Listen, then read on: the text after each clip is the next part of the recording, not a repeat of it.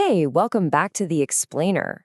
Have you ever had this brilliant idea, for a change at work or for your team, maybe even just for yourself, and you watch it just completely fizzle out?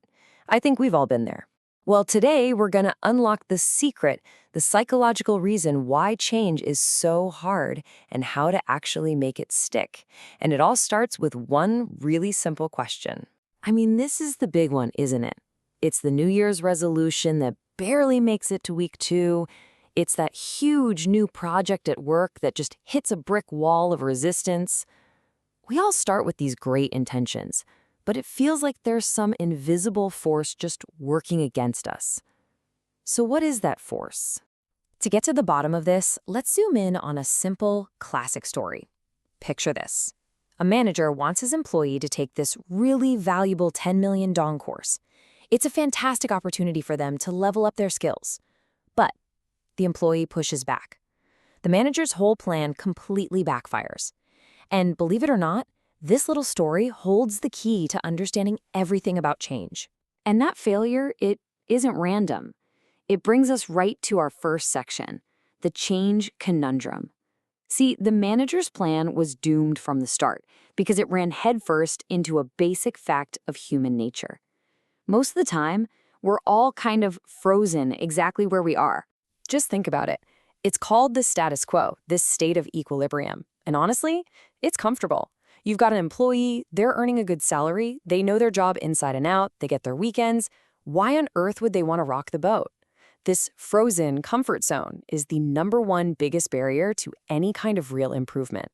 So, how do you break through it? Well, the answer comes from a psychologist named Lewin and his absolutely brilliant 3-step model. He used this amazing analogy. Imagine you have a simple ice cube, and you want to change its shape, say, into a star. You can't just jam it into a new mold, right? Of course not. First, you have to unfreeze it. You melt it down to water. Then you can make the change. You pour that water into the new star-shaped mold. And finally, you have to refreeze it so that new shape becomes solid and permanent. And this right here perfectly explains the manager's mistake, and the mistake pretty much all of us make. We get so excited about the new idea that we jump straight to step 2, the change part. We try to force the ice cube into a new shape. We just present the new plan, the new software, the new course, without doing the most important work first, unfreezing the way things are right now. So, let's really dig in to this critical first step. How in the world do you actually unfreeze the status quo? How do you get someone to a place where they're even willing to consider something new? This is the absolute core idea. It's not about pushing harder, it's about lowering the resistance. Our manager in the story, he tried to break the ice with a hammer, right? He used threats, you'll lose your job, you'll be replaced by AI. But what does that do? It just makes people defensive and dig their heels in. The real secret is to apply gentle, consistent heat to let the ice melt on its own. Okay, so that's the practical question, isn't it? If threats and pushing harder don't work, what does? Well, luckily, Lewin didn't just point out the problem. He gave us a powerful tool for solving it, a way to map out that psychological tug-of-war that keeps us all stuck in place. Lewin called this tool his force field theory.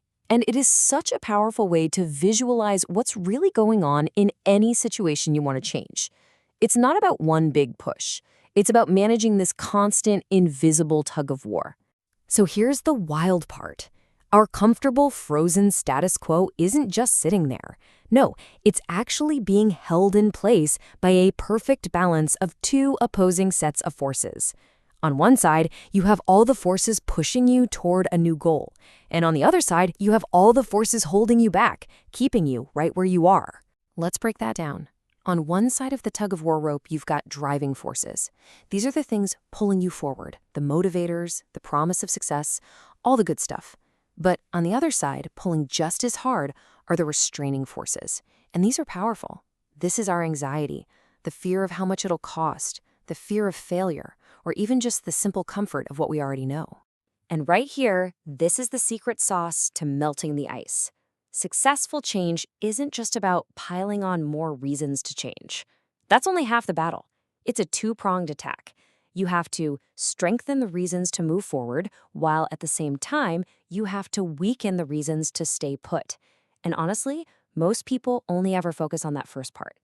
Okay, theory time is over. Let's make this real. Let's go back to our manager and his employee.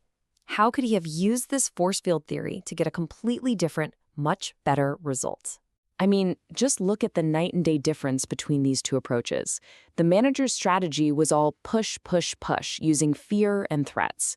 And what was the result? The employee felt threatened, and of course, they resisted. But the Lewin approach, it's completely different. It focuses on creating a pull, on removing the barriers, which leads to an employee who feels supported and actually wants to make the change. So, how could he have increased those driving forces? Well, instead of vague threats about the future, he could have offered some real positive incentives. Things like a guaranteed salary bump after finishing the course, or a clear path to a promotion, maybe even a spot on an internal training team, or the promise of getting to work on more exciting, challenging projects.